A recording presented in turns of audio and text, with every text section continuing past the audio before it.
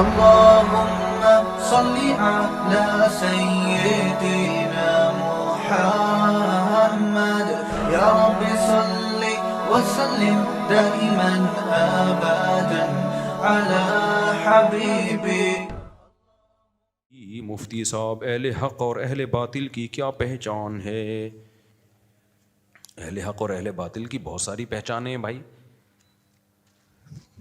اب کس حوالے سے آپ پوچھنا چاہ رہے ہیں؟ اب تو ایک تو اسلام اور غیر مسلم میں فرق ہے، یہ اہل حق. پھر اسلام میں بہت سارے فرقے ہیں، ان میں کون سا صحیح ہے کون سا غلط ہے. ایک چھوٹی سی علامت تو میں بتا دوں. میرا خیال ہے آپ کا مطلب یہ ہوگا کہ اسلام کے اندر جو اہل حق اور اہل باطل ہیں، یہی مطلب ہوگا نا آپ کا، کیونکہ کافر تو یہاں کو غیر مسلم تو میرا خیال ہے نہیں آیا ہوا بیان سننے. تو اسلام کے اندر اہل حق اور اہل باطل میں ایک بہت اہم بڑا آسانی سے فرق کیا جا سکتا ہے. دیکھو نبی نے پہلے بتا دیا نا کتنے فرقے ہوں گے، 73 فرقے ہوں گے. ان میں اہل حق کتنے ہوں گے؟ بولو نا، نبی نے بتا دیا کتنے ہوں گے. ایک 72 کیا ہوں گے؟ باطل. یہ کلیئر ہو گئی بات. تو وہ سارے باطل ہوں گے تو پھر تو جہنم میں آئیں گے نا. حق پر کون ہوگا؟ ایک بات تو یہ.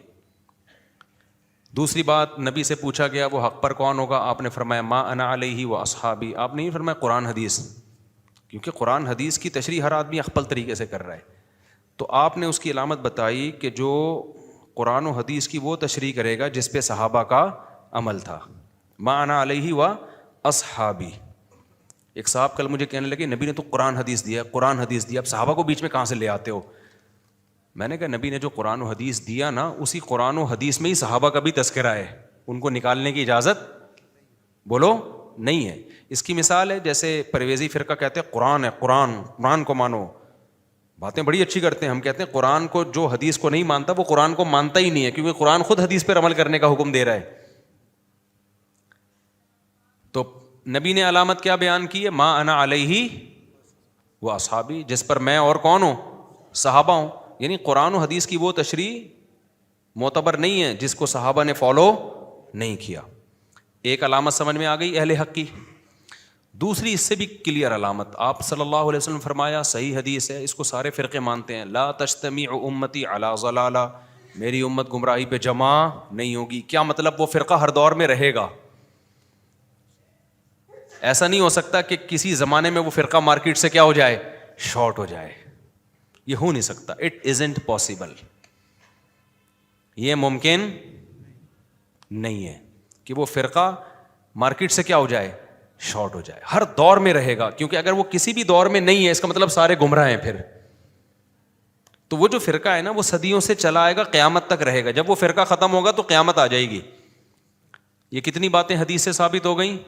2 باتیں. ایک وہ کون سا ہے اس کی علامت، دوسری علامت کیا ہے؟ وہ ہمیشہ رہے گا، ختم نہیں ہوگا وہ کبھی بھی. اب ایک میں سوال پوچھتا ہوں، جو جدید اسکالرز آ رہے ہیں جو کہہ رہے ہیں انہوں نے اتنے فرقے بنا لیے، اتنے فرقے، یہ سب غلط ہیں، آؤ قرآن و سنت پہ. تو جب انہوں نے کہا یہ سب غلط ہیں تو اٹ مینز امت گمراہی پہ جمع ہو گئی ہے. حالانکہ حدیث تو کہہ رہی ہے سب غلط نہیں ہوں گے، ایک ہمیشہ کیا رہے گا؟ ایک باقی رہے گا ہمیشہ. اور نبی نے جو فرمایا نا 73 فرقے ہوں گے، ان کو 73 کو نبی نے فرقہ کہا ہے کہ نہیں کہا ہے؟ تو جو ایک ہوگا وہ بھی فرقہ ہی ہوگا کہ نہیں ہوگا؟ ابے کیا ہو گیا؟ تو یہ جو کہتے ہیں فرقے ہی غلط ہیں، کوئی بھی فرقہ ہی صحیح نہیں ہے، فرقہ ہونا ہی نہیں چاہیے، تو نبی تو کہہ رہے ہیں ایک صحیح کیا ہوگا؟ ایک جو ہوگا وہ بھی تو فرقہ ہی ہوگا. ان 72 کے مقابلے میں اس کو فرقہ ہی تو کہا جا رہا ہے. تو یہ تیسری علامت ہے کہ وہ بھی کیا ہوگا؟ بولو، فرقہ ہوگا، ہمیشہ ہوگا، اور وہ صحابہ کے طریقے پر ہوگا. یہ 3 علامتیں ہیں. اب جو بھی نئے اسکالرز آ رہے ہیں نا، کہہ رہے ہیں یہ تو کوئی اتنے سارے فرقے بنے ہوئے ہیں، سب غلط. میں قرآن و حدیث کو ایکسپلین کر رہا ہوں. تو ان سے آپ سب سے پہلے سوال پوچھا کرو کہ آپ فرقہ واریت ختم کرنے کے لیے بجائے اس کے کہ قرآن و سنت کے نام پہ نیا فرقہ بنائیں، آپ قرآن و سنت کی روشنی میں اس صحیح فرقے کو ہائی لائٹ کر دیں. یہ لوگ زہر کا پیالہ پی لیں گے، اس صحیح فرقے کو کبھی ہائی لائٹ نہیں کریں گے، کیونکہ اس سے ان کی اپنی دکان کیا ہو جائے گی؟ بند ہو جائے گی. لوگ کہیں گے تو صدیوں سے چلا آ رہا ہے، جب یہ صحیح ہے تو پھر تمہیں نئی چیز مارکیٹ میں لانے کی ضرورت کیا ہے؟ یہ تو پھر اسی کو فالو کرو نا, اسی کے علماء کو, اسی کے صلحاء کو فالو کرو جو اس فرقے سے تعلق رکھتے ہیں. یہاں تک بات کلیئر ہو گئی ہے؟ نہیں آئی میرا خیال ہے بات سمجھ میں. تو آپ ان نئے فرقوں سے پوچھا کریں جو بھی نیا بن رہا ہے نا, کہ بھائی آپ نے جب فرقہ واریت ختم کرنے کی تحریک چلائی ہے تو یہ تحریک غلط ہے کہ سارے فرقے ختم کر دو. ہونا یہ چاہیے ان میں جو صحیح ہے اس کو ہائی لائٹ کریں, لوگوں کو اس ایک پہ لانے کی کوشش کریں. یہ لوگ کبھی بھی ایسا نہیں کرتے, بلکہ کہتے ہیں سارے غلط ہیں. اب آپ مجھ سے سوال پوچھ سکتے ہیں کہ مفتی صاحب یہ اسکالرز تو سب کو غلط کہہ رہے ہیں, اور یہ تو کہہ رہے ہیں کہ یہ سارے فرقے غلط ہیں, ان میں سے جو ایک صحیح ہے وہ ایک ہے ہی نہیں, بلکہ یہ تو سارے غلط ہیں. یہی کہہ رہے ہوتے ہیں نا, یہ ہم قرآن و حدیث بتا رہے ہیں, اس پہ آ جاؤ. تو آپ بتا دیں مفتی صاحب ان میں سے کون سا صحیح ہے, کیا خیال ہے؟ آپ بتا دیں. جو 1400 سال سے بھی چلا آ رہا ہو, صحابہ کو بھی مانتا ہو, اور نبی کے قرآن و سنت کو بھی فالو کرتا ہو, اور اس کا 1400 سال سے وجود بھی ہو, ان 73 میں سے وہ ایک ہو جو صدیوں سے آ رہا ہے, تو آپ بتا دیں وہ کون ہے. آپ بتائیں گے تو ہم اسی کو پروموٹ کرنے کی کوشش کریں گے, اور باقیوں کو کیا کریں گے؟ دستبرداری کا اعلان کر دیں گے. باقی بولیں گے یہ سارے غلط فرقے بنے ہوئے ہیں, ان سب کو چاہیے ان 72 کو چھوڑ کر اس ایک میں آ جائیں. آپ بتا دیں مفتی صاحب, آپ بھی تو چپ بیٹھے ہیں. ہم چپ نہیں بیٹھے, ہم 20 دفعہ بتا چکے ہیں. وہ کیا بتا چکے ہیں ہم, وہ اب آپ سن لیں. نبی نے کیا فرمایا؟ جو قرآن و حدیث, اور کس پہ قرآن و حدیث کی وہ تشریح جو کس کی ہے؟ صحابہ کی ہے. تو جتنے بھی دنیا میں فرقے ہیں, جو بھی قرآن و حدیث کی وہ تشریح کرتا ہے جو صحابہ سے ثابت ہے, یا صحابہ نے جس کو فالو کیا, کوئی ایسی رائے قائم نہیں کرتا جس پہ صحابہ نہیں تھے, وہ سارے گمراہ, وہ سارے جو بھی اس ٹریک پہ چلے گا وہ جنتی فرقے میں شامل ہے, چاہے وہ کسی بھی نام سے کام کر رہا ہو. اور میں آسان لفظوں میں کہہ دیتا ہوں کہ اہل سنت والجماعت, جو سنت کو فالو کرتا ہے نبی کی, صرف قرآن نہیں کرتا بلکہ کس کو فالو کرتا ہے؟ سنت کو. نمبر 2 جماعت سے کون مراد ہے؟ صحابہ کرام کو مانتا ہو, صحابہ کی جماعت کو فالو کرتا ہو. میرے بھائی یہ دنیا میں کہیں بھی ہو, کسی بھی نام سے ہو, ہماری نظر میں یہ الگ الگ فرقے ہیں, اللہ کی نظر میں کیا ہے؟ یہ ایک ہی ہے. اور اس معیار پر پورے اترنے والے چاروں امام ہیں, ابو حنیفہ, مالک, شافعی اور احمد ابن حنبل, کیونکہ ان کے اصول ہیں کہ سب سے پہلے قرآن, پھر حدیث, اور قرآن و حدیث کی وہ تشریح جو اجماع صحابہ کے خلاف ہو, ان چاروں میں سے کوئی بھی نہیں مانتا اس کو. پھر ان میں جو فروعی اختلافات ہیں نا, وہ فرقوں میں داخل نہیں ہے, کیونکہ یہ فروعی اختلافات تو صحابہ میں بھی تھے جن کو ہمیں فالو کرنے کا حکم دیا جا رہا ہے. کوئی صحابی رفع الیدین سے نماز پڑھتے تھے, کوئی بغیر رفع الیدین کے نماز پڑھتے تھے, کوئی زور سے آمین کہتے تھے, کوئی آہستہ آمین کہتے تھے, کوئی حدیث کی ایک تشریح کرتے تھے, کوئی حدیث کی دوسری. تو کسی نے کسی بھی تشریح کو لے لیا اور فالو کر لیا, وہ جنتی فرقے میں آ گیا. بے شک نام اس کا دیوبندی ہو یا بریلوی ہو یا اہل حدیث ہو یا حنفی ہو یا شافعی ہو یا مالکی ہو, ناموں میں نہیں رکھا. نبی نے یہ نہیں فرمایا تھا کہ 73 میں سے ایک فرقہ کا نام دیوبندی ہوگا یا بریلوی ہوگا یا اہل حدیث ہوگا. نا, نبی کو پتا تھا کہ اگر میں نے بول دیا نا کہ فلانا ہوگا تو سارے وہ نام رکھ لیتے ہیں. کیا خیال ہے بھائی؟ باقاعدہ حکومت سے اپنا نام رجسٹرڈ کروا لیتے, ناموں پہ لڑائیاں ہوتی ہیں. اس لیے نبی نے کہا ناموں میں کچھ نہیں رکھا, علامت دیکھو, علامت. جو قرآن و سنت کی وہ تشریح جس کو صحابہ فالو کرتے ہیں, اس تشریح کو جو مانتا ہے وہ جنتی ہے, بے شک کسی بھی نام سے ہو. پھر اگر ان میں اختلاف ہوتا ہے مسائل کا, تو وہ اختلاف اگر صحابہ میں بھی تھا تو ان میں بھی مانا جائے گا. اگر صحابہ میں نہیں تھا, اپنی طرف سے کوئی اختلاف بنے, تو یہ جہنمی فرقے میں داخل ہے. تو اس معیار پہ آپ مذہبی اسکالرز کو پرکھا کریں. سمجھ رہے ہو کہ نہیں سمجھ رہے؟ لہذا کوئی ایسی حدیث لے کر آئے جو صحابہ میں, تبھی تو میں 3 طلاق کے مسئلے پر اتنی شدت سے کیوں بولتا ہوں. اہل حدیث حضرات سے کہتا ہوں یار یہ 3 طلاق میں اگر نبی کے دور میں 3 ایک ہوتی تھی تو کوئی ایک صحابی تو دکھا دو جنہوں نے ایک کہا ہو. کیوں قرآن حدیث کی ایسی تشریح کیوں کر رہے ہو جو صحابہ نے نہیں مانی؟ نہیں آ رہی میرا خیال ہے بات سمجھ میں. حضرت عمر نے متا پہ پابندی لگائی کہ نہیں لگائی؟ حضرت عمر فرمایا جو متا کرے گا نا زنا والی سزا دوں گا, اس کو رجم کروں گا اگر شادی شدہ نے کیا. اب شیعہ حضرات فوراً وہ دلیل دیتے ہیں جابر بن عبداللہ والی کہ ہم نبی کے دور میں متا کرتے تھے, ابو بکر کے دور میں کرتے تھے, عمر نے پابندی لگا دی. حدیثیں تو شیعوں کے پاس بھی ہیں. ہم کہتے ہیں جب عمر نے پابندی لگا دی, تمام صحابہ نے اس پابندی کو مان لیا, صحابہ غلط نہیں ہو سکتے. اس کا مطلب متا اور زنا میں کوئی فرق نہیں ہے. اجماع ہو گیا صحابہ کرام کا. اب آپ جو جتنی مرضی حدیثیں لے آئیں, کیونکہ حدیث کو صحابہ نے ہم سے زیادہ سمجھا ہے, تبھی نبی نے فرمایا ما انا علیہ واصحابی, جس پر میں ہوں اور میرے صحابہ ہیں. ایسا نہ ہو میری باتیں کر کے, صحابہ کے اگینسٹ باتیں کر کے لوگ قرآن و حدیث کی غلط تشریحات نہ شروع کر دیں. تبھی ہم شیعوں کو دلیل دیتے ہیں کہ بھائی نبی کے دور میں متا ہوا ہے, ٹھیک ہے یہ حدیث صحیح ہے, لیکن نبی کے کہنے سے نہیں ہوا. زمانے جاہلیت میں تھی, بہت سارے لوگوں نے کر لیا ہوگا, نہیں پتا ہوگا. حضرت عمر نے جو پابندی لگائی ہے اور تمام صحابہ نے اس پابندی کو مانا ہے, جب مان لیا تو یہ اسلام کا حکم ہے. ورنہ صحابہ غلطی پہ ایک صحابی سے غلطی ہو سکتی, سارے سے تھوڑی ہو سکتی ہے. بالکل یہی اسٹائل اہل حدیث کا ہے. اہل حدیث کہتے ہیں نبی کے دور میں 3 طلاقیں ایک ہوتی تھی, حضرت عمر نے کتنی کر دی؟ 3 کر دی. ہم کہتے ہیں حضرت عمر نے جب 3 کو 3 نافذ کیا, تمام صحابہ نے مانا, کوئی ایک ضعیف حدیث بھی نہیں ہے کسی صحابی نے انکار کیا ہو. اس کا مطلب یا تو عمر غلط ہے, حدیث صحیح ہے, یا حدیث غلط ہے, عمر معاذ اللہ, عمر اور تمام صحابہ غلط ہیں. دونوں میں سے ایک بات تو ہوئی نا. تو اگر آپ کہو کہ حدیث تو صحیح ہے, حدیث سے یہی پتہ چلتا ہے ایک مجلس کی 3 ایک ہوتی ہیں, عمر نے غلط فیصلہ کیا, صحابہ نے اس غلط فیصلے کو مان لیا, اٹ مینس کہ آپ ما انا علیہ و اصحابی میں سے اصحابی کو کیا کر رہے ہو؟ نکال رہے ہو. آپ کہہ سکتے ہیں حضرت عمر سے فلاں اجتہادی غلطی ہوئی, بھائی ہم حضرت عمر کی اکیلے کی بات نہیں کر رہے, ایک فیصلہ نافذ کر رہے ہیں, تمام صحابہ اسے دل و جان سے قبول کر رہے ہیں. تو اس کا مطلب حضرت عمر نے حدیث کی مخالفت کی ہی نہیں ہے, بلکہ حدیث کا وہ مطلب نہیں ہے جو آپ سمجھ رہے ہو. جیسے شیعہ متا والی حدیثوں کا جو مطلب صحیح نہیں ہے, جو مطلب ہے صحیح مطلب وہ بیان نہیں کر رہے, وہ بس کہہ رہے ہیں نبی کے دور میں متا ہوا ہے تو حلال ہے. تو ایسے ہی اہل حدیث کہتے ہیں نبی کے دور میں 3 ایک ہوئی ہیں تو ایک ہیں. ہم کہتے ہیں نبی کے دور میں 3 جو ایک تھیں, اس میں یہ کہاں ہے کہ ایک مجلس کی 3 ایک تھیں, اس میں یہ کہاں ہے کہ وہ نبی کے آرڈر سے ایک تھیں. ہر کام نبی کے دور میں جو ہوا ہے وہ اسلام تھوڑی ہے. وہ اسلام جب ہے جب نبی کے آرڈر پہ ہوا ہو, یا نبی کی موجودگی میں ہوا ہو, نبی کے علم میں ہوا ہو. سمجھ میں آ رہی ہے بات کہ نہیں آ رہی؟ تو اگر نبی کی موجودگی میں ہوا ہے, نبی کے علم میں ہوا ہے, تو پھر سر آنکھوں پر. لیکن ایسا نہیں ہے. نبی کی کو جب 3 طلاقوں کا پتہ چلا نا کہ ایک صحابی نے اکٹھی 3 طلاق دی, آپ تو غضبناک ہو کے کھڑے ہو گئے اور فرمایا اللہ کی کتاب سے کھیلا جا رہا ہے, میں تمہارے درمیان موجود ہوں. ایک صحابی نے کہا یا رسول اللہ میں اس کی گردن نہ اڑا دوں. اگر 3 ایک ہوتی تو نبی غضبناک ہو کے کھڑے ہوتے؟ کہتے کوئی بات نہیں, 3 ہے 3000 دیتی, اس میں غصہ آنے کی کیا بات ہے, ہوئی تو کتنی ہے. غصہ جب ہی آیا تھا کہ ذرا سی بات پہ اپنا گھر ہمیشہ کے لیے کیا کر دیا, اجاڑ دیا. تو آپ اگر صحابہ کو بیچ سے نکال دو گے تو پھر غامدیت ہے. پھر غامدی صاحب بہترین دین کو ایکسپلین کر رہے ہیں, کیونکہ وہ ایکچولی کر کے ہر آیت میں انہوں نے اپنے ایک مفہوم بیان کیا ہے. تو آپ اگر صحابہ کو نکال دیتے ہو تو پھر قرآن و سنت تو بھائی پھر جو جس کے منہ میں آئے گا وہ قرآن و سنت کے نام پہ تشریح کرے گا, جو کہ ہو رہا ہے مارکیٹ میں. تو آپ کو صحابہ کو لانا پڑے گا.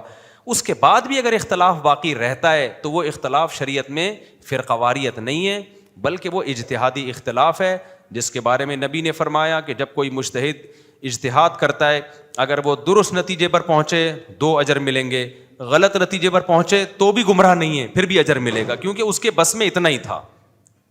سمجھ میں آ رہی ہے بات؟ تو یہ حنفی شافی جو اختلافات ہیں نا, یہ وہ والے اختلاف نہیں ہے کہ آپ اس کو جنتی فرقے سے ہی نکال دیں. امام شافی کی تحقیق یہ تھی کہ بھائی امام کے پیچھے فاتحہ پڑھنی چاہیے, انہوں نے اس حدیث کو فالو کیا.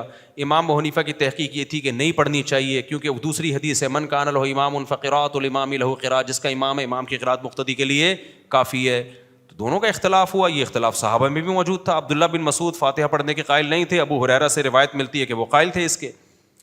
عبداللہ بن مسعود رفع الیدین کے قائل نہیں تھے, عبداللہ بن عمر قائل رہے ہیں رفع الیدین کے. اب آخر میں چھوڑ دیا تھا, نہیں چھوڑا تھا, ایک لمبی بحث ہے. بعض حضرات اس کے قائل ہیں, عبداللہ بن عمر نے رجوع کیا اس رفع الیدین کے مسئلے میں. یہ میں رفع الیدین کی بحث نہیں چھیڑنا چاہ رہا, میں صرف بتانا چاہ رہا ہوں کہ یہ اختلاف اب اس جنتی جہنمی والا نہیں. آج مذہبی اسکالر 2 نمبر ہی پتہ ہے کیا کر رہے ہیں, ایک 2 نمبری تو وہ یہ کر رہے ہیں کہ نیا فرقہ بنا رہے ہیں سب کو غلط قرار دے کر, بجائے اس کے کہ جو صحیح ہے اس کے بارے میں رہنمائی کریں کہ یہ والا صحیح ہے اور ہمیشہ سے چلا آ رہا ہے.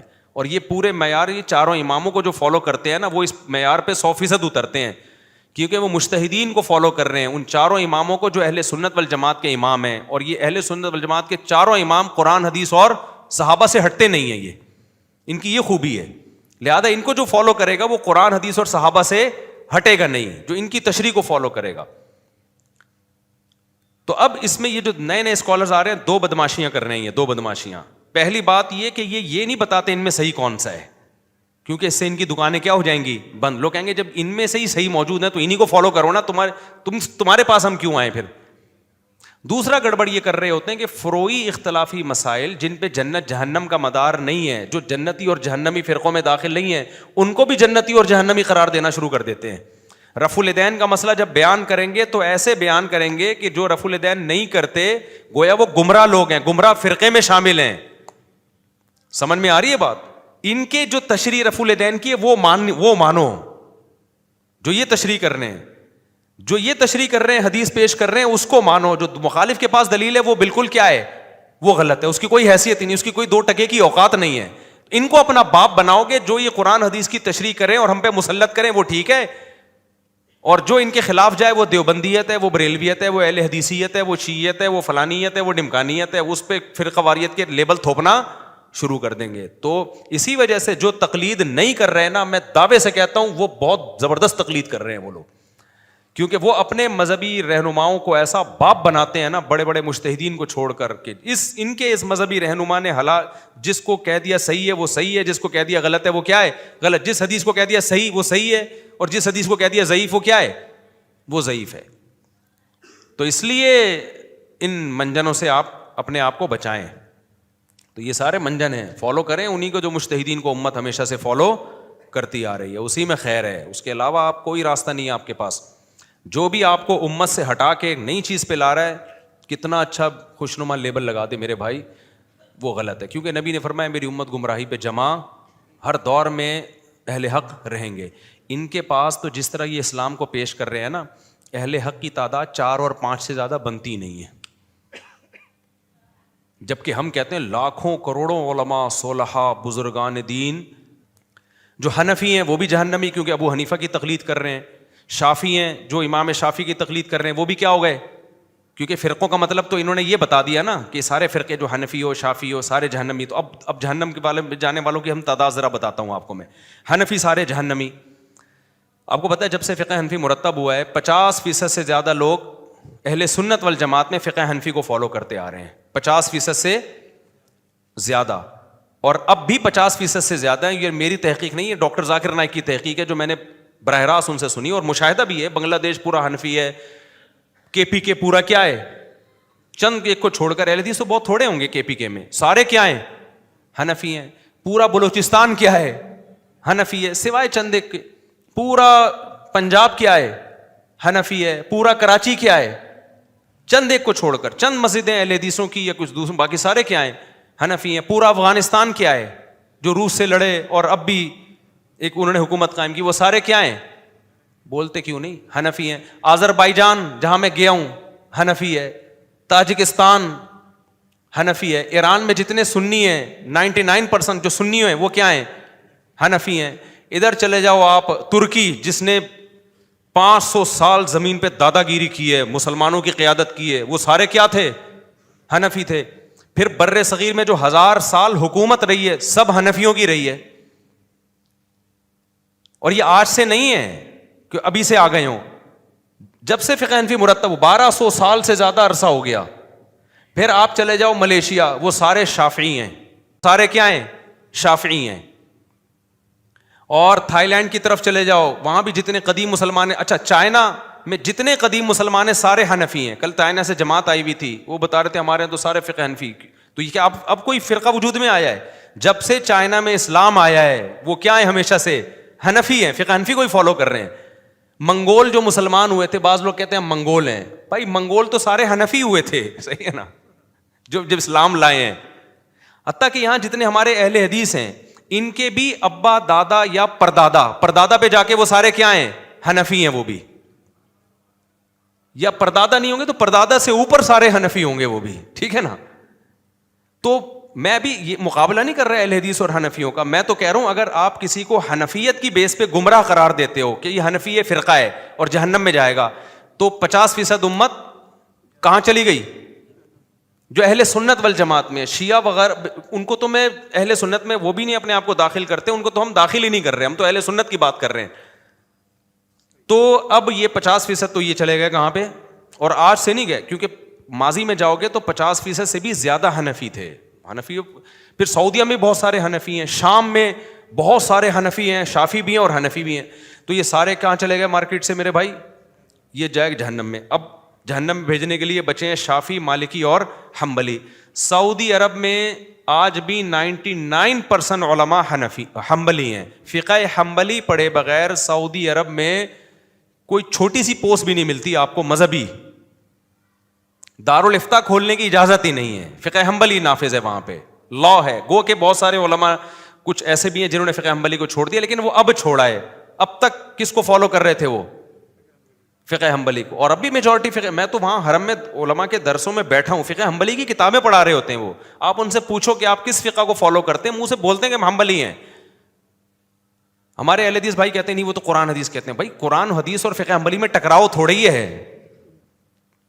نہ فقہ حنفی اور قرآن حدیث میں ٹکراؤ ہے, نہ فقہ شافی قرآن حدیث میں ٹکراؤ ہے. بات یہ ہے کہ قرآن و حدیث میں جہاں دونوں طرف دلائل ہوں گے تو پھر اختلاف ہوگا. ادھر بھی حدیث ہوگی, ادھر بھی حدیث ہوگی, ادھر بھی دلیل ہوگی, ادھر بھی دلیل ہوگی. تو ایسے موقع پہ پھر ایک فقہ کو فالو کیا جاتا ہے. تو وہ اختلاف وہ والا ہے ہی نہیں جو جہنمی. لیکن آپ نے تو کہا حنبلی, ایک یہ فقہی کو فالو کرنا ہی فرقہ واریت ہے. تو حنبلی بھی کہاں چلے گئے؟ جہنم میں. شافی بھی کہاں چلے گئے؟ اچھا یہ جو ویسٹ ہے نا, جتنا افریقہ کے جتنی مراکش جہاں اسلام, اندلس جہاں حکومت کی ہے مسلمانوں نے, اندلس میں کتنی بڑی حکومت تھی, ان میں 99% لوگ مالکی ہیں. کس کو فالو کر رہے ہیں؟ آج بھی مالکی ہیں. میں تو ملا ہوں جا کے, ہاتھ چھوڑ کے نماز پڑھتے ہیں, فقہ مالکی کو فالو کر رہے ہیں. وہ بھی کیا ہو گئے؟ جہنمی. تو 4 یا 6 آدمی بچیں گے جنت میں جانے کے لیے. تو وہی لطیفہ یاد آتا ہے. حدیثوں میں تو ہم دیکھ رہے ہیں کہ نبی نے فرمایا میری امت کی جب پوری آدم علیہ السلام سے لے کے قیامت تک صفیں لگیں گی نا جنتیوں کی, 80 صفیں میری امت کی ہوں گی. آپ نے فرقہ کا ایک ایسا مفہوم بیان کر دیا کہ حنفی, یہ شافی, یہ سارے فرقے ہیں. تو اب جب فرقے ہیں تو یہ تو میجورٹی تو انہی کو فالو کر رہی ہے. تو فوراً آپ کہتے ہیں اکثریت کو مت دیکھنا, حق کبھی بھی اکثریت کے ساتھ نہیں ہوتا. حق کو دیکھنا ہے چاہے مینورٹی میں ہو. بھائی حق کو تو دیکھنا ہے ہم نے, لیکن حق کی جو آپ ڈیفینیشن جو ایکسپلین جس طرح سے کر رہے ہیں اس سے مسلمانوں کی میجورٹی غلط ہو رہی ہے. مینورٹی 4 آدمی بچ جاتے ہیں, اس میں وہ کیا ہو رہی ہے؟ صحیح. اور وہ بھی آج کے 100 سال پہلے تو باسوں کا وجود ہی نہیں تھا. اب بھی ڈاکٹر ذاکر نائک کی تحقیق کے مطابق, تحقیق تو ہماری بھی ہے لیکن میں اپنی اس لیے نہیں پیش کر رہا کہ لوگ کہتے ہیں منجن بیچ رہا ہے فقہ, تو اس لیے میں ڈاکٹر صاحب کا حوالہ دے رہا ہوں. مشاہدہ ہے, یہ صرف تحقیق نہیں ہے. 99% لوگ چاروں مذاہب میں سے کسی ایک سے وابستہ ہیں. یا تو اہل سنت کی بات کر رہا ہوں میں, باقی زیدیہ, امامیہ, شیعہ وہ ان کو وہ ایک الگ حساب کتاب ہے. اہل سنت والجماعت کی بات کر رہا ہوں میں. اہل سنت والجماعت کو میں اس لیے فوکس کر رہا ہوں کہ اہل سنت والجماعت وہ لوگ ہیں جو قرآن, حدیث اور صحابہ تینوں کو ساتھ ملاتے ہیں. ایسی تشریح نہیں کرتے قرآن و سنت کی جو صحابہ کے کیا ہوں اگینسٹ. اور صحابہ میں سب سے بڑا مقام خلفائے راشدین کو دیتے ہیں. تو خلفائے راشدین کے فیصلوں کے مخالف نہیں جاتے, وہ فیصلے جو باقاعدہ نافذ ہوئے جن کو صحابہ نے بھی مانا, تو ان فیصلوں کی بات کر رہا ہوں. تو اگر آپ میرے بھائی یہ قرآن و سنت کی تشریح ایسی کر رہے ہو نا, فرقہ واریت کے خلاف ایسی تقریریں کر رہے ہو, تو چند بے وقوف لوگ آپ کے گرد اکٹھے ہو جائیں گے جن کو تاریخ کا پتہ ہی نہیں ہے. تو وہی بات ہے, نظموں میں ہوتا ہے غزنوی کا بیٹا میدان میں آ رہا ہے. بھائی غزنوی, محمود غزنوی تو حنفی تھا, وہ بھی کیا ہو گیا, گمراہ ہو گیا. تمہارے پاس تاریخ میں نہ کوئی مجاہد بچے گا, نہ کوئی محدث بچے گا, کچھ بچے گا ہی نہیں مارکیٹ میں تمہارے پاس. تو چند لوگ بچ جائیں گے. تو ہم تو ان چند کو بھی دل بڑا رکھ کے ہم کہہ رہے ہیں چلو قرآن حدیث کو کسی بھی درجے میں مانتا ہو, بھلے حنفی نہ ہو, ہم تو پھر بھی اس کو جنت میں لے جانے کے لیے ہم تو پھر بھی ضرب بڑا رکھ رہے ہیں. لیکن تمہارا جو کانسیپٹ ہے نا, اس سے 99% جو جنتی تھے وہ جہنم میں جا رہے ہیں, اور 1% کہاں جا رہے ہیں, 1% کو تم جنت میں لے کے جانے کی کوشش کر رہے ہو, اور وہ بھی اس دور میں. ورنہ ماضی میں جاؤ گے تو 1% بھی نہیں ملیں گے. جیسے اس کی ایک میں مثال دیتا ہوں کہ اکثر یہ اعتراض کیا جاتا ہے کہ حرم میں 400 سال تک 4 مصلی رہے ہیں, حنفی, مالکی, شافی, حنبلی, یہ فرقہ واریت نہیں تو اور کیا ہے. اس کا میں نے ایک جواب دیا تھا. میں نے کہا دیکھو حرم میں 400 سال تک 4 مصلی رہے, حنفی, شافی, مالکی, حنبلی, چاروں مکاتب فکر کو حرم میں نمائندگی ملی ہوئی تھی. تو اس کے تو ہم متفق نہیں ہیں کہ ایک امام حنفی پڑھائے پھر شافی پڑھائے. بھائی جو بھی ہے سب صحیح ہیں تو کوئی بھی ایک پڑھا دے, اس میں کیا جا رہا ہے, یہ لیبل لگانے کی کیا ضرورت ہے. اور یہ 400 سال تک اس پر علماء کا اجماع بھی نہیں ہوا کہ امت نے اجماعی طور پر اس کو قبول کر لیا ہو. اجماع تھوڑی ہوا ہے. ہو سکتا ہے بہت سے علماء اس کے خلاف ہوں کہ یار نہیں ایک ہی ہونا چاہیے ثبوت. جیسے اب حنبلی ہے نا, اب حنبلی مسلح ہے نا سعودی عرب میں, تو حنفی بھی ان کے پیچھے جا کے نماز پڑھتے ہیں کہ نہیں پڑھتے؟ تو حنفیوں نے یہ تھوڑی کہا کہ حنبلی کیوں, بھائی وہ بھی اہل سنت ہیں تو یہ بھی ہیں, تو ٹھیک ہے سب صحیح ہے بھائی, حنفی ہو حنبلی ہو ہماری صحت پہ اس سے کوئی فرق.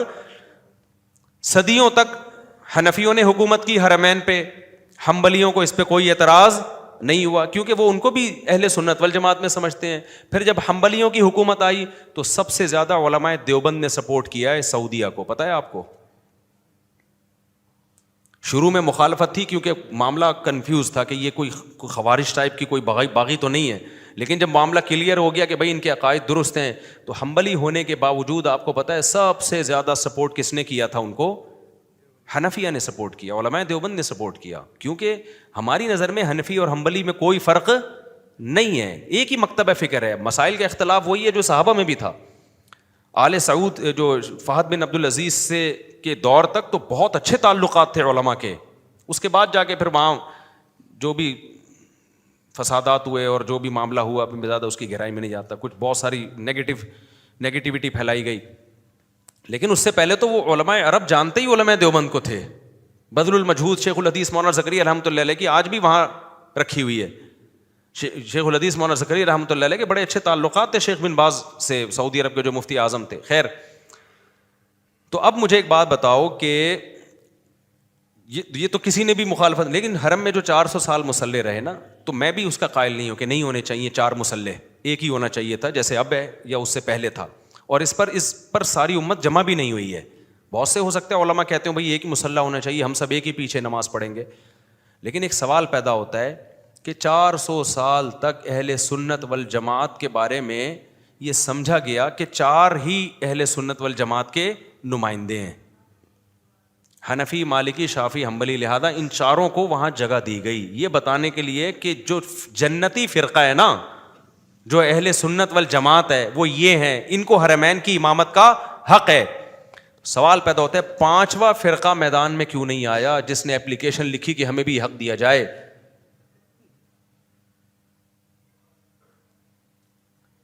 دوسرے آئے جو اہل سنت والجماعت, شیعہ حضرات نے بھی کوشش کی, جو اہل سنت نہیں مانتے اپنے آپ کو, زیدیہ امامیہ یہ جتنے فرقے انہوں نے بھی کوشش کی, لیکن اہل سنت والجماعت میں 5واں کوئی تھا نہیں جس نے اپلیکیشن دی ہو. اس کا مطلب وہ 5واں تھا ہی نہیں, تو امت گمراہی پہ کیسے جمع ہو گئی پھر؟ یعنی اگر یہ 4 غلط ہیں, وہ 5واں ٹھیک ہے جو ان 4 سے ہٹ کر ہے, تو 400 سال تک تو اس 5ویں کا وجود تھا ہی نہیں. تو جس چیز کا وجود نہیں تھا وہ برحق ہو سکتا ہے, یا جن کا وجود حرمین کی جن کو قیادت ملی ہوئی تھی وہ غلط ہیں, یہ وہ گمراہ ہیں. جبکہ حدیث میں آتا ہے کہ امت گمراہی پہ جمع نہیں ہو سکتی. تو جو فرقہ تھا ہی نہیں تو وہ کیسے برحق ہو سکتا ہے؟ سمجھ میں آ رہی ہے بات کہ نہیں آ رہی ہے؟ جو تھا ہی نہیں نا. اگر حالانکہ جو ناجی فرقہ ہے, جو نجات یافتہ ہے, وہ 1400 سال میں 1 سیکنڈ کے لیے بھی مارکیٹ سے شارٹ نہیں ہو سکتا, تو 400 سال تک وہ مارکیٹ سے شارٹ رہا ہے. صحیح ہے نا؟ تو 400 سال تک نمائندگی کس کو ملی ہے؟ انہی کو ملی ہے. اور 400 سال پہلے بھی انہی میں سے کسی ایک کو ملی ہے, 400 سال بعد بھی انہی میں سے کسی ایک کو ملی ہے. تو یہ جو نئے فرقے مارکیٹ میں آ رہے ہیں نا, اور یہ کہہ رہے ہیں کہ یہ فرقہ واریت کا جو مفہوم یہ لوگ بیان کر رہے ہیں, اس مفہوم کے مطابق 99% امت جا رہی ہے جہنم میں. 4 6 8 10 افراد کہاں جا رہے ہیں میرے بھائی؟ ہو سکتا ہے 4000 افرادوں کوئی لسٹ پیش کر دی, 4 نہیں 4000. اب پوری امت کے مقابلے میں 4000 کی کیا ویلیو ہے یار؟ ٹھیک ہے نا, کیا ویلیو ہے؟ تو اس لیے یہ جو دلیل دی جاتی ہے نا, اکثریت کو مت دیکھو. اس امت میں اہل سنت والجماعت میں اکثریت کو دیکھنا پڑے گا آپ کو, کیونکہ اس امت میں میجورٹی جنت میں جائے گی پچھلی امتوں کے مقابلے میں. یہ جو قرآن کہتا ہے نا زمین میں اکثریت کی اتباع مت کرو, یہ آیت نبی کے دور کے ساتھ خاص ہے کہ اس وقت اکثر لوگ کافر تھے, تو کافر کہتے تھے اسلام اگر برحق ہے تو اتنے سارے لوگ تو غلط ہیں, تو قرآن نے کہا اکثریت کی اتباع مت کرو. تو یہ نبی کے دور کے بارے میں ہے, یہ ہر جگہ یہ آیت فٹ کرنے کی نہیں ہے. اس امت میں اکثریت کو دیکھنا پڑے گا, اکثریت غلط نہیں ہو سکتی, 4 آدمی غلط ہو سکتے ہیں. اس کی میں اور آسان مثال دوں, حضرت عیسیٰ علیہ السلام جب نازل ہوں گے, حدیث میں آتا ہے کہ پوری دنیا میں اسلام آ جائے گا.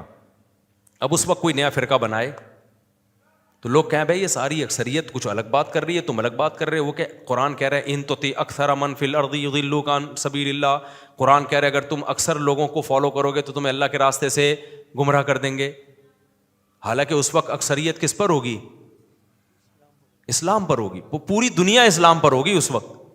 تو اس کو کیا کہا جائے گا؟ بھائی یہ نبی کے دور میں نازل ہوئی ہے، اس وقت اکثریت کافر تھی.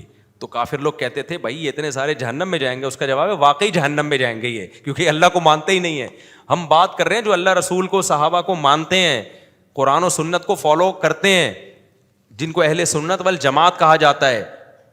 تو وہ ان کی ہم بات کر رہے ہیں. ان میں اکثریت حق پر ہوگی میرے بھائی. ان میں ایسا نہیں ہو سکتا کہ اکثریت صحیح ہے اور چار آدمی، اکثریت غلط ہو اور چار آدمی جنت میں جائیں. یہ بات کلیئر ہو گئی کہ نہیں ہو گئی؟ اگر پھر بھی کسی کے ذہن میں کوئی سوال ہے تو بھی پوچھ لے، کیونکہ میرا یہ کلپ لوگ ادھورا چلاتے ہیں اور پھر میرے خلاف آج کل خواتین بھی احتجاج کر رہی ہیں کہ بجائے فرقے ختم کرنے کے مفتی صاحب کہہ رہے ہیں کہ جو ہے نا صحیح فرقے کو فالو کرو. حالانکہ فرقے تو غلط ختم ہی نہیں ہو، بس کسی کا باپ بھی ختم نہیں کر سکتا فرقوں کو.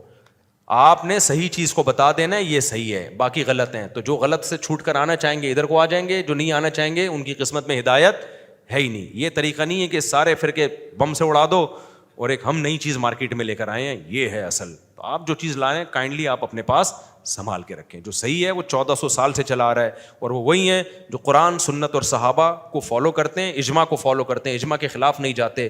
پھر اگر ان میں مسائل میں اختلاف ہو بھی جائے تو وہ صحابہ میں بھی تھا میرے بھائی. وہ اختلاف کی بیس پہ جنت اور جہنم کے فیصلے نہیں ہوتے. بات کھوپڑی شریف میں بیٹھ گئی کہ نہیں بیٹھ گئی؟ نہیں بیٹھی تو چھوڑ دو، بس ایسے چلتے رہو. اہل حق اور اہل باطل کی پہچان، یہ رپورٹ میں نے پیش کر دی ہے پوری اہل حق اور اہل باطل کی پہچان کے بارے میں. اور ویسے ایک بات آپ کو بتاؤں، قرآن تو جنتیوں کی جو تعریف کرتا ہے، قرآن کہتا ہے لغویات سے بچتے ہیں، نمازوں میں خشوع پیدا کرتے ہیں، صدقات و خیرات کرتے ہیں، ان کے چہروں پہ سیماہم فی وجوہہم من اثر السجود، نمازوں کا نور ہوتا ہے ان کے چہروں پہ. وہ یتیموں کا مال کھاتے نہیں ہیں، یتیموں پہ خرچ کرتے ہیں. کتنی چیزیں قرآن بیان کرتا ہے. آج جتنے جو باطل فرقے آ رہے ہیں نا، ان میں سے ان علامتوں میں سے ایک بھی نہیں. وہ کسی ایک آدمی کو نمازی بنایا ہو نا، آپ نہیں دیکھیں گے. ہاں کوئی بیچارہ مسجد میں نماز پڑھنے آ گیا، اس کو ٹانگیں چوڑی کرنے، ٹانگیں پتلی کرنے، آمین آہستہ زور سے رفع الیدین کرنا ہے نہیں کرنا ہے، ان مسئلوں میں ضرور الجھا رہے ہوں گے. وہ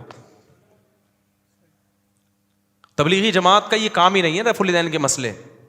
وہ لوگوں کو نمازی بناتے ہیں. کتنے لوگ مسجد میں آئے نمازی خشوع خضوع رو رہے ہیں نمازوں میں، کوئی ٹکر گیا ان کو، تو رفع الیدین کر رہا ہے، نہیں کرنا چاہیے. اس کو الجھا دیا اور وہ نہیں کر رہا تھا تو کرنا چاہیے. اس کو اس مسئلے میں الجھا دیا، خشوع و خضوع گیا تیل لینے. سمجھ رہے ہو؟ وہ ہر وقت یوٹیوب پہ بھی یہی منجی ٹھوک دی اور چینل نے فلانا کر دیا اور جناب میں یوں کر دیا فلانا کر دیا. تو قرآن تو اہل جنت کی علامت کیا بتا رہا ہے؟ نمازوں میں کیا کرتے ہیں؟ خشوع، بلے رفع الیدین سے کریں بلے بغیر رفع الیدین کے کریں. اللہ کو اس سے غرض نہیں ہے کہ یوں کر کے کر رہے ہو بغیر. تو میری طرف متوجہ ہے نماز میں، تیرا تو دل لگا رہا ہے کہ نہیں لگا رہا؟ تیری نماز تیرا مجھ سے تعلق بحال کر رہی ہے کہ نہیں کر رہی؟ تو ان اسکالرز میں آپ کو یہ چیز نظر نہیں ہے. آپ کو پتہ ہے صحابہ میں نماز کے بارے میں جو اختلافات تھے نا، وہ آج کے اختلافات سے زیادہ ہیں. اتنے اختلافات کم ہوئے ہیں ابھی، پہلے زیادہ اختلاف تھے. ایک صحابی ہاتھ چھوڑ کے نماز پڑھ رہے ہیں، کچھ ہاتھ باندھ کے نماز پڑھ رہے ہیں. نمازوں میں بھی کتنی روایتیں ملتی ہیں، کوئی یہاں باندھ رہا ہے، کوئی یہاں باندھ رہا ہے، کوئی یہاں باندھ رہا ہے، کوئی زور سے آمین، کوئی آہستہ آمین. رو سب رہے ہیں نمازوں میں یار، سارے رو رہے ہیں نمازوں کے اندر، ایسی ایسی نمازیں پڑھ رہے ہیں وہ تو. مگر آج آپ دیکھ لو یار کیسے کیسے اوٹ پٹانگ قسم کے چیلنج ہیں. اور وہ وجہ اس کی یہ تھی کہ وہ سمجھتے تھے بھائی ان کا استدلال اس حدیث سے ہے. عبداللہ بن عباس کو کسی نے شکایت کی حضرت معاویہ کے بارے میں کہ 1 رکعت وتر پڑھتے ہیں. عبداللہ بن عباس کی رائے 1 رکعت وتر کی نہیں تھی، حضرت معاویہ کی رائے تھی کہ 1 رکعت وتر ہے. میری رائے کہ 1 رکعت وتر نہیں ہوتے، اس پہ دلائل ہے میرے پاس. کبھی میں مسئلہ ریکارڈ کرواؤں گا. جو ہمارے اہل حدیث کہتے ہیں نا یوتر بواحدۃ، 1 رکعت وتر پڑھتے تھے، اس کا یہ مطلب نہیں ہے حدیث کا مطلب. لیکن اگر کوئی 1 رکعت کا قائل ہے تو میں اپنی رائے اس پر زبردستی ٹھوسوں گا نہیں، کیونکہ مجھے پتا ہے کہ بعض صحابہ 1 رکعت کے قائل تھے. میں ٹھوسوں گا نہیں، میں اپنا موقف بیان کروں گا مضبوط لہجے میں. میں یہ کہوں گا کہ مجھے اگر آپ سمجھ رہے ہو کہ میں قرآن حدیث نہیں جانتا یا میں اندھی تقلید کر رہا ہوں، یہ آپ کا الزام ہے بھائی. ہمیں پتہ ہے ابو حنیفہ بہت آگے کی چیز تھے وہ, ٹھیک ہے نا, انہوں نے بہت زیادہ تحقیقات کی ہیں جہاں تک آپ پہنچے نہیں ہوں. اب آپ کو ابو حنیفہ کی فراست کا اور علم کا پتہ نہیں ہے تو آپ ان پہ اعتراضات شروع کر دیتے. انہوں نے حدیث کے خلاف فتویٰ دیا, صاحبین نے حدیث کے خلاف فتویٰ دیا. تو صحابہ میں بھی اختلاف تھا, ایک رکعت وتر کے کچھ قائل تھے, کچھ قائل نہیں تھے, لیکن دونوں کو یہ پتا تھا کہ بھائی دونوں کی نیت اللہ رسول کو فالو کرنا ہے, لہذا دونوں نے ایک دوسرے کی رائے کا احترام کیا ہے. آج کی جو متشدد دیوبندی ہیں وہ جیسے اہل حدیثوں پہ رد کر رہے ہوتے ہیں, متشدد اہل حدیث دیوبندیوں کا مذاق اڑا رہے ہوتے ہیں, یہ صحابہ ان کی طرح نہیں تھے, ان کی طرح نہیں تھے, بلکہ صحابہ نے کیا کیا, یہ مسئلے کو آرام سے حل کیا. عبداللہ بن عباس کو جب بتایا گیا کہ معاویہ ایک رکعت پڑھتے ہیں, فرمایا دعہ فإنہ فقیہ, ان کو اپنے حال پہ چھوڑ دو, وہ فقیہ ہیں, وہ اپنی رائے کو پر عمل کر سکتے ہیں. یعنی گویا بزبان حل کہتی ہے بھائی میں جو تمہیں بتا رہا ہوں تم اس کو مانو, باقی وہ کیا کر رہے ہیں وہ اللہ جانے, ٹھیک ہے نا. ان کے پاس ایک کوئی روایت پہنچی ہوگی یا ان کی رائے یہ ہوگی, یوتر بواحدۃ, ان کا یہی مطلب ہے. کتنے آرام سے صحابہ نے مسئلہ حل کر دیا کہ نہیں کر دیا, تبھی تو پورے پورے ملکوں کے ملک فتح کر لیے ان لوگوں نے. ایسے روم اور فارس کی بخیے ادھیڑ کے رکھ دیے, کیونکہ ان کی صفوں میں کوئی رفع الیدین کر رہا تھا, کوئی نہیں کر رہا تھا, کوئی ہاتھ باندھ رہا تھا, کوئی ہاتھ چھوڑ کے نماز پڑھ رہا تھا, اور جس کو جس عالم پر اعتماد ہوتا اس پر عمل کرتا. کوئی چیلنج مناظر بازی, اگر وہ کہتے نا کہ نہیں بھائی زور سے آمین ہے یا آہستہ آمین ہے, پہلے یہ منجی ٹھوکوں گا, میں منجی ٹھوکوں گا, تو روم اور فارس نے مسلمانوں کی منجی ٹھوک دینی تھی. محمد بن قاسم پھر سندھ فتح نہیں کرتا, محمد بن قاسم کی منجی ٹھک چکی ہوتی ہے اب تک.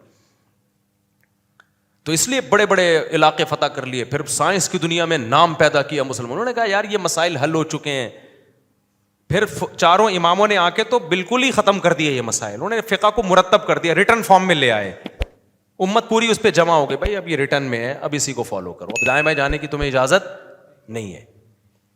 تو انہوں نے تو پھر حکومتیں اسی فقہ کو نافذ کیا, حکومتوں نے, کہیں فقہ حنفی نافذ ہوا, کہیں شافی نافذ ہوا. جہاں فقہ شافی نافذ ہوا حنفیوں کو اعتراض نہیں ہوا, جہاں فقہ حنفی نافذ ہوا شافیوں کو اعتراض نہیں ہوا. ایسی زندگی گزرتی رہی. اب 1500 سال کے بعد جا کے کچھ لوگوں کو خیال آیا کہ بہت غلط ہوا, امت نے 1200 سال بہت امت کا ٹائم ضائع کیا. بلکہ قرآن حدیث ہم اب بتائیں گے, یہ حدیث نمبر ہے, نبی نے رفع الیدین کیا, جو نہیں کرتا وہ کیا ہے, وہ گمراہ ہے. اور جس نے جو رفع الیدین نہ کرنے کے قائل تھے انہوں نے کہا یہ اس کا جواب ہے, جس نے کیا تو وہ کیا ہے, گمراہ ہے. وہ اندھا مقلد ہے, وہ مقلد ہے. جو منجیاں ٹھک رہی ہیں ایک دوسرے کی منجیاں ٹھوک ٹھوک کے سبھی ٹھک گئے ہیں ماشاء اللہ, سمجھ رہے ہو. لیکن ہمارے سیکولر اور لبرل قوتوں کو بڑا فائدہ ہو رہا ہے اس سے. بے پردہ عورتیں گھوم رہی ہیں, ان کو پتہ ہے کوئی مذہبی اسکالر ہمیں دیکھ کے کبھی نہیں کہے گا پردہ کرو, کیونکہ وہ کسی کو نماز پڑھتے ہوئے دیکھ کے کہے گا نا ٹانگیں چوڑی ہیں تو کہے گا پتلی کر, ٹھیک ہے نا, جو پتلی کرے گا چوڑی کر. یہ چل رہا ہے ان کے یہاں, الحاد پھیل رہا ہے, خدا کا انکار کرنے والے لوگ, جو فلسطین میں جو کچھ ہو رہا ہے سب کے سامنے, بین الاقوامی پالیسیاں بن رہی ہیں, منجیاں سب کی مل کے ہماری ٹھک رہی ہیں, اور ہم ان مذہبی اسکالر سے جان چھڑانے کے لیے تیار نہیں ہے. ان کو سنتے اسی بیس پر ہے کہ یہ نفرتیں پھیلا رہے ہیں, اور کہتے ہیں یہ بندہ ہے جو حق بیان کرتا ہے, حالانکہ لوگ آپ کو پوری امت سے کٹا رہے ہیں. محمود غزنوی کو ڈاکو قرار دے دیا یار, محمد بن قاسم کو ڈاکو قرار دے دیا, تمہاری تو منجی ویسے ہی ٹھک گئی میرے بھائی. جو ہمارے ہیروز تھے, طارق بن زیاد, جو اندلس کی 1000 سال کی حکومت, طارق بن زیاد جو جا کے فرانس تک پہنچ چکا تھا, طارق بن زیاد, سمجھ میں آ رہی ہے بات کہ نہیں, پورا یورپ فتح ہو گیا تھا تقریباً, پورا تو نہیں, اس وقت تو یہ آبادی بھی اتنی نہیں تھی. پھر یہ سندھ میں ادھر ایک طرف سے وہ ادھر ہندوستان فتح ہو رہا ہے. ہندوستان حضرت عثمان کے دور میں فتح ہو چکا تھا, تو جتنے بڑے بڑے ہمارے لیڈر تھے وہ سارے ڈاکو بنا دیے, تو منجی ٹھک گئی کہ نہیں ٹھک گئی, صحیح ہے, سارے کیا ہو گئے بھائی, سارے ہی غلط ہو گئے. تو 4-6 آدمی رہ جائیں گے میرے بھائی, 4-6 آدمی چلے جائیں گے بس, باقی رہ جائیں گے. اور 4-6 آدمی کون ہے وہ میں نام ایک بیان میں بتا چکا ہوں, دوبارہ میں ریپیٹ. غامدی صاحب تو ان میں سر فہرست ہیں, کیونکہ وہ جو اسلام پیش کر رہے ہیں تو ایسا لگتا ہے صرف اس معیار پہ یہی اترتے ہیں, ان کے علاوہ وہ تو ایسا اسلام پیش کر رہے ہیں کہ اس کے حساب سے تو ان کے علاوہ سارے کیا ہیں, گمراہ ہیں. ابو حنیفہ بھی گمراہ ہیں, جو انہوں نے کہہ دیا کہ بھئی رجم کیا جائے گا عورت کو. سب کی یہی رائے ہے نا کہ جو مرد اور عورت اگر شادی شدہ زنا کرے تو رجم ہے. انہوں نے کہا رجم وجم کچھ نہیں ہے بھائی، یہ قرآن کی یہ غلط تشریح کر رہے ہیں، ایسا نہیں ہے نہ قرآن میں نہ حدیث میں. یہ حدیث کو تو پھر اپنے حساب سے وہ کانٹ چھانٹ کے لے آتے ہیں کہ یہ حدیث اگر صحیح بھی ہو نا، کہتے ہیں یہ حجت ہی نہیں ہے وغیرہ وغیرہ. وہ پھر ان کی لمبی ڈیٹیل ہے. وہ ایک ایسا اسلام لے کر آ رہے ہیں مارکیٹ میں کہ اس پہ وہی پورے اترتے ہیں بھائی. تو وہ اکیلے اور ان کا ایک داماد ہے، وہ میرا شاگرد ہے داماد، کمال کی بات ہے.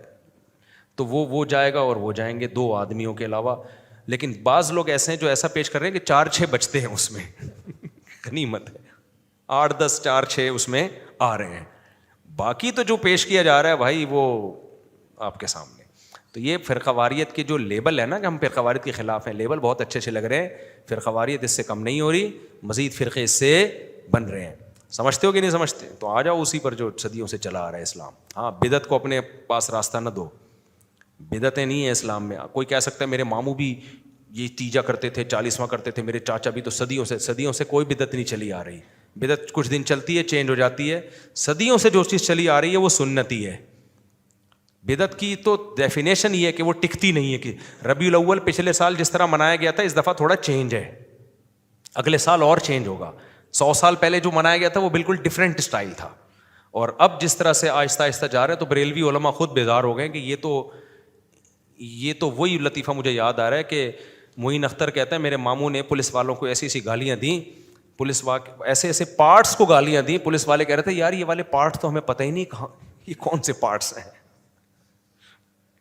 تو یہ جو ہمارے یہاں جو بریلوی علماء ہیں وہ خود پریشان ہو رہے ہیں، یار یہ والی تو اور ہی پبلک ہم سے بھی 4 ہاتھ آگے نکل گئی، تو نئی چیزیں آ رہی ہیں. تو آپ کوئی بات نہیں بھائی، ابھی آپ دیکھیں آگے آگے ہوتا کیا ہے. باقاعدہ ابھی مائیکل جیکسن جیسے ڈانس شروع ہونے والے ہیں ربیع الاول میں. ابھی تو روایتی ناچ گانا ہو رہا ہے جو 400 سال پہلے جو مسلمان ناچتے تھے جس طریقے سے، جو انڈین فلموں میں بلیک اینڈ وائٹ فلموں میں جو ڈانس ہوتے تھے اب وہ والے ہو رہے ہیں. لیکن یہ بھی ارتقائی مراحل سے یہ گزرے گا. آپ دیکھیں گے 100 سال بعد جو ربیع الاول ڈانس ہوگا لوگ مائیکل جیکسن کو بھول جائیں گے. تو بدعت کی ایک جگہ پاؤں ٹکے ہوئے نہیں ہوتے، وہ ہر دفعہ کیا ہوتی ہے. اور بھی بریلوی علماء خود حیران ہے، وہ یہ کیا ہو رہا ہے. مفتی مرید صاحب کے بیان نہیں آتے یار یہ تو انہوں نے بہت کر لیا. بھائی بات یہ کہ جب آپ نے ایک ٹریک پہ ڈال دیا ہے تو پھر وہ ہر سال اس میں، جب آپ نے لڈو کھلا دی ہے تو کیک بھی کٹے گا. لڈو جائز ہے، کیک حرام ہے، اس کی کیا دلیل ہے؟ برتھ ڈے تو منا لی نا آپ نے. جب حلوہ ہو گیا تو لڈو ہوگا، لڈو ہو گیا تو رسگلہ ہوگا، رسگلہ ہوگا تو گلاب جامن ہوگا، گلاب جامن ہوگا تو جلیبیاں بھی ہوں گی، پھر خوشی میں ہار بھی ہوں گے، پھر غسل بھی ہوگا، پھر نئے کپڑے بھی ہوں گے، پھر اس کے بعد ڈانس بھی ہوگا، ناچ بھی. پہلے ناچ ہوگا روایتی ناچ، پھر روایتی ناچ میں وہ لوگ بور ہو جاتے ہیں، کہتے ہیں یہ والا ناچ تو ہم نے پچھلے سال بھی دیکھا ہے. تو وہ اس ناچ میں چینجنگ ہوگی، پھر اور چینجنگ ہوگی. پھر مزاروں پہ بھی یہی ہو رہا ہے. اسلام میں حکم یہ ہے جو نبی سے ثابت ہے اور آج تک چلا آ رہا ہے، جو بدعت سے بچتے ہیں ان میں یہ ہے کہ بھائی جو مر گیا اس کو دفناؤ، پکی قبر نہ بناؤ، نہ قبروں پہ پھول ڈالو، کچھ بھی نہیں. آرام سے ایک بالش قبر، سیدھا سادہ دعا کرو، پتلی گلی سے نکلو اور ساری زندگی اس کے لیے دعا کرتے رہو. آپ کا باپ دادا ہے تو قبر کی زیارت بھی کر سکتے ہو، کوئی حرج نہیں. جیسے نبی نے اپنی والدہ کی قبر کی زیارت کی، اماں ہیں ان کی قبر کی، بس اس سے زیادہ وہاں کرنا کچھ نہیں ہے. تو ہمارے اکابر اسی پہ چلے آ رہے ہیں. آج ہمارے شیخ کی قبر دیکھو، میرے والد صاحب کی قبر سادہ مٹی کی قبر، میرے شیخ مفتی رشید صاحب کی قبر سادہ مٹی کی قبر. لیکن آپ نے کیا کیا؟ قبروں کو پروٹوکول دینا شروع کیا. تو اب اس پروٹوکول کی کوئی انتہا نہیں ہے. پہلے چادریں چڑھائیں، پھول ڈالے. تو اب اگلے سال آدمی بور ہو جاتا ہے کہ یہ تو سب کی قبروں پہ پھول ہو رہے ہیں، یہ تو بہت بڑے بزرگ تھے، ان پہ پھول نہیں، ان پہ گلاب کا عرق بھی نہ ڈالا جائے گا، یہ عام میت نہیں ہے. پھر یہ تو بڑے بزرگ ہیں، تو یہ تو ہر ایک کی قبر پکی ہو جاتی ہے، پھول ڈلتے ہیں، ان پہ تھوڑا سا سنگ مرمر لگے گا. تو ہوتے ہوتے ہوتے ہوتے پھر مزار بن رہے ہیں، پھر قوالیاں ہو رہی ہیں، پھر دھمال ہو رہے ہیں. پھر اب جو اس چیز کو بدعت نہیں سمجھتے تھے وہ بھی حیران ہے، یار یہ تو ہمارے ہاتھ سے معاملہ کیا ہو گیا، نکل گیا. تو بھائی اب اگلے سال طواف بھی ہوگا، پھر اگلے سال سجدے بھی ہوں گے، کیونکہ بدعت کے پاؤں نہیں ہوتے، ٹکتی نہیں ہے. سنت ٹکتی ہے. سنت تو صدیوں سے چلی آ رہی ہے. قبر ایک بالش سے اونچی نہیں ہوگی، پکی نہیں ہوگی، کوئی ہار پھول ڈالنے کی ضرورت نہیں ہے قبر کے اوپر. کوئی ہر سال میلہ ٹھیلا اور جو ہے نا، جیسے سعودی عرب میں دیکھو نا، بادشاہ کی ڈیتھ ہوئی ہے سعودی عرب میں، فرانس یا پتہ نہیں جرمنی کا پادری مسلمان ہو گیا تھا. اس نے کہا یار اپنے بادشاہ کی تجہیز و تکفین اتنی سادہ، غسل دیا، کفن دیا، دفن، ختم. ٹھیک ہے نا. اور ملکہ برطانیہ کی بھی ڈیتھ ہوئی تھی، اس کے پروٹوکول میں 8-10 بندے مر گئے ہوں گے. اتنا اس کو پروٹوکول، اتنا. تو ہمارے پاس سنت ہے بھائی، میت کا بس اتنا پروٹوکول، غسل، کفن, جنازہ, دفن, اینڈ. نہ کوئی برسی, نہ کوئی تیجا, نہ کوئی 40واں. اب لوگ کہتے ہیں مرد یا مردود, نہ فاتحہ نہ درود. ایسی کی تیسی بھائی, ہم نے اللہ کو جواب دینا ہے, جو اللہ رسول نے طریقہ بتایا اس سے آگے ہم جا نہیں سکتے. تو سنت 1400 سال سے ایک ہی ہے. بدعت میں ہر سال کیا ہوتی ہیں؟ چینجنگ. مزاروں کے اسٹائل چینج ہو رہے ہیں, پھر قوالیاں بھی ایک ایک سن کے لوگ, پھر نیا آتا ہے, پھر بالآخر پھونکو والی سرکار پہ آ کے معاملہ کیا ہوتا ہے. کوئی انتہا نہیں ہے نا.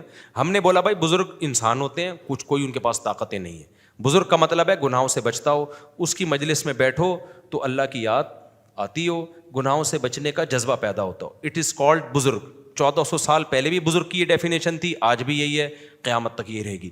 لیکن جو بدعت کو فالو کرے گا وہ کہے گا یار یہ تو نارمل, یہ تو سارے, یہ میرا شیخ بھی ویسے ہی نکلا جیسے وسیم بھائی تھے. ٹھیک ہے نا, یہ بھی 2 پراٹھے کھا رہا ہوتا ہے صبح بیٹھ کے, ہمارے ابا بھی 2 پراٹھے کھاتے تھے, اور تہجد پڑھ لیتا ہے, دعائیں مانگ لیتا ہے. تو یہ کیا بزرگ کیا ہوا یہ؟ ابے یہی بزرگ ہے, اور کیا ہے, اور تمہیں کیا چاہیے؟ برائیوں سے بچ رہا ہے, اس کے پاس تجربہ ہے, لوگوں کی اصلاح کر سکتا ہے, موٹیویشن دے سکتا ہے, علم ہے اس کے پاس, اٹ از کالڈ بزرگ. اس کے علاوہ اور کوئی بزرگ نہیں ہوتا. صدیوں پہلے بھی ایسے ہی ہوتے تھے, اب بھی ایسے ہی ہوتے ہیں. کبھی کبھار اللہ کسی کے ہاتھ پہ کوئی کرامت ظاہر کر دیں تو وہ اللہ کی مرضی ہے, وہ تو اللہ کا کام ہے نا, وہ ہو جاتا ہے. بعض دفعہ بزرگوں کے ہاتھ پہ کوئی کرامت ہوا تو اللہ کی مرضی ہے, لیکن ضروری تھوڑی ہے. لیکن جس نے سنت پہ اکتفا نہیں کرنا نا, اس کو بزرگ مارکیٹ میں ڈفرینٹ قسم کا چاہیے کہ میرے پیر جو ہے نا وہ کوئی الگ ہی ڈفرینٹ. وہ گنجے کے سر پہ ہاتھ رکھیں فوراً گھاس اگائے. بال تو سب کے سر پہ اگتے ہیں, ان کے سر پہ گھاس ہو گئے, آلو پیاز ٹماٹر ہو گئے. یہ شادیوں کی باتیں کبھی نہ کریں. شادیوں کی باتیں بزرگوں پہ سوٹ بولو نہیں کریں. اور یہ یوں نہ کریں, یہ یوں نہ کریں, یہ ایسے نہ کریں, یہ چلیں تو پتہ نہیں فرشتے پر بچھانا شروع کر دیں, یہ بکری نہ خریدیں, یا شاپنگ نہ کریں, یہ نہاری نہ کھائیں.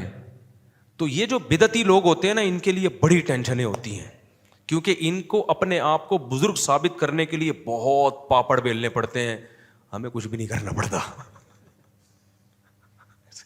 ہمیں 4 شادیوں کے بعد بھی بزرگ لوگ مان رہے ہیں. میں نہیں کہتا میں بزرگ ہوں, لوگ مان رہے ہیں. جو تبھی تو آپ عقیدت میں بیٹھے ہوئے ہیں.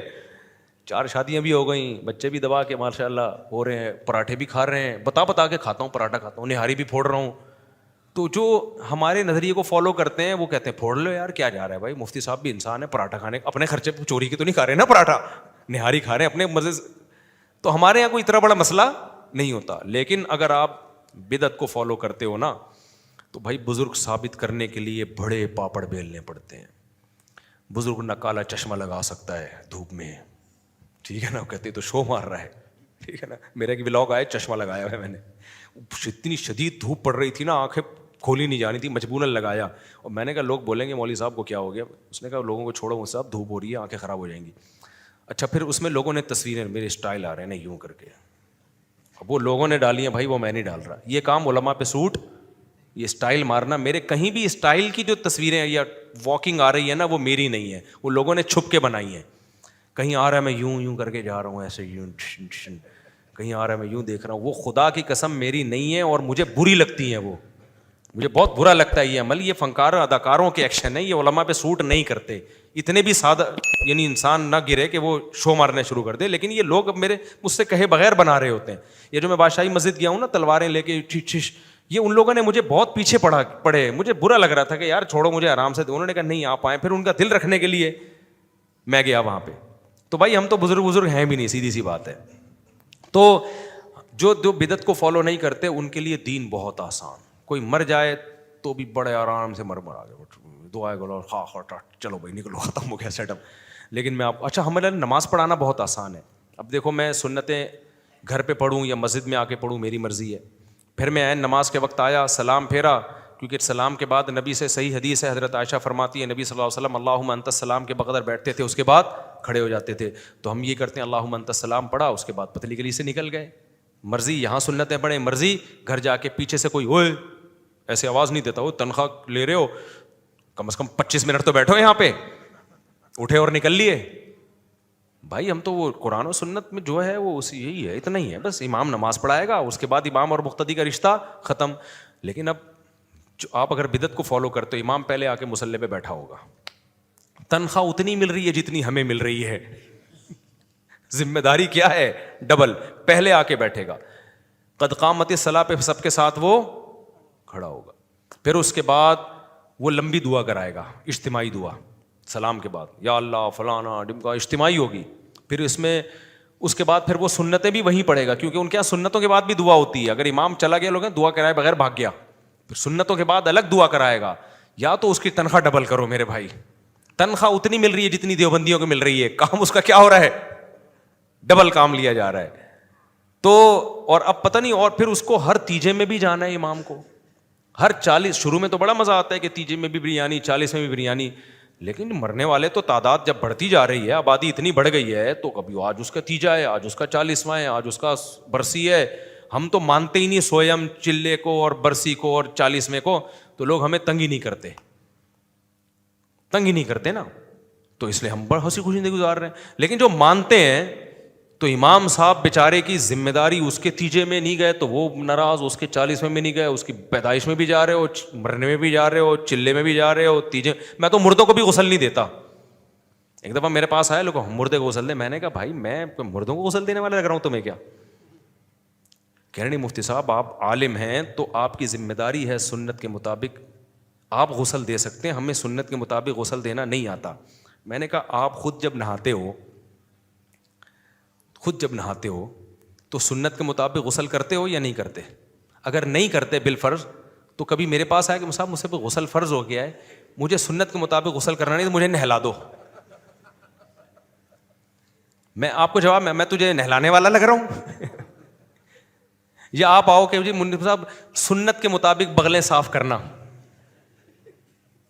بغل کا بھی ایک سنت طریقہ ہے صاف کرنے کا, نتف العانہ حدیث میں آتا ہے, اکھاڑا جائے.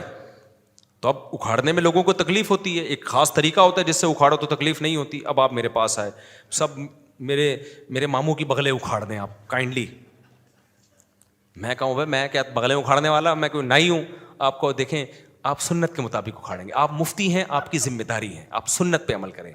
میں کہوں گا میں تمہیں سنت طریقہ بتا دوں گا, بغلیں تیرے باپ کی میں نہیں اکھاڑوں گا, تیرا ماموں ہو تیرا باپ ہو. سمجھ میں آ رہی ہے بات؟ تو اسی طرح جب کوئی میرے پاس, اب تو الحمدللہ آتے ہی نہیں لوگ, پہلے آتے تھے نا میت کو غسل دے دیں. میں کہا میں کیوں غسل دوں بھائی, تم خود غسل دو اپنے باپ کو, اپنے رشتہ داروں کو. طریقہ نہیں آتا, میں طریقہ بتا دوں گا. یہ بہشتی زیور پڑھ لو, اس میں لکھا ہوا ہے سنت طریقہ. نیٹ پہ آج کل سرچ کر لو, اس پہ لکھ جائے گا, مل جائے گا سنت طریقہ کیا ہے, یہ میں بتا دوں گا. غسل میں تھوڑی غسل دوں گا.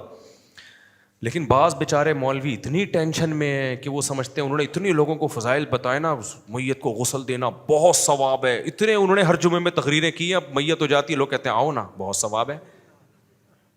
وہ بیچارے کبھی اس مردے کو, آدمی مردے کو غسل دے, اس رات پوری طرح سے نیند نہیں آتی اس کو. تھوڑا سا مردہ اس کو, میں اپنی بات نہیں کر رہا, نارمل عام لوگوں کی بات کر رہا ہوں. ہم نے تو اتنی میتیں دیکھ لی ہیں کہ اس میں اب خوف ختم ہو گیا ہے. تو اچھا لوگ یہ بھی خوف سے یاد آیا, لوگ یہ بھی کہتے ہیں موت کا خوف ہے, مفتیوں کو گارڈ لے کے گھوم رہے ہیں. بالکل ہے, کیونکہ نیچرل ہے. موت کا خوف کیا ہے؟ یہ نیچرل ہے. کسی کا باپ بھی اس کائنات میں ایسا نہیں پیدا ہوا جس کو موت کا خوف ہی نہ ہو. سمجھ میں آ رہی ہے بات کہ نہیں آ رہی؟ آپ کہہ سکتے ہو شہادت کے بعد تو جنت ملتی ہے لیکن پہلے مرے گا بعد میں جنت میں جائے گا. راحت اندھوری کا شعر ہے کہ تو خوش فہمیوں کی بھیڑ میں تو بھول گیا, پہلے مرے گا بعد میں جنت میں جائے گا. اس سے پہلے موت کا ایک پروسیس جو بڑا ڈینجرس ہے, اس سے ہر انسان ڈرتا ہے.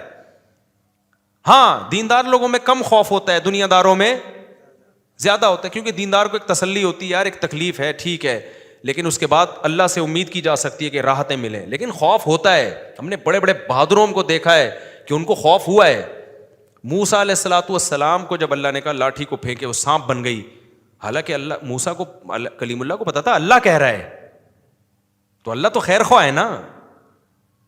قرآن کے الفاظ ہیں موسیٰ علیہ السلام فرار ہوئے ولم یعقب, اور پیچھے مڑ کے بھی نہیں دیکھا, ایسے بھاگے ہیں نا. کتنے مضبوط دل کے تھے نا موسیٰ علیہ السلام, کتنے مضبوط دل کے تھے.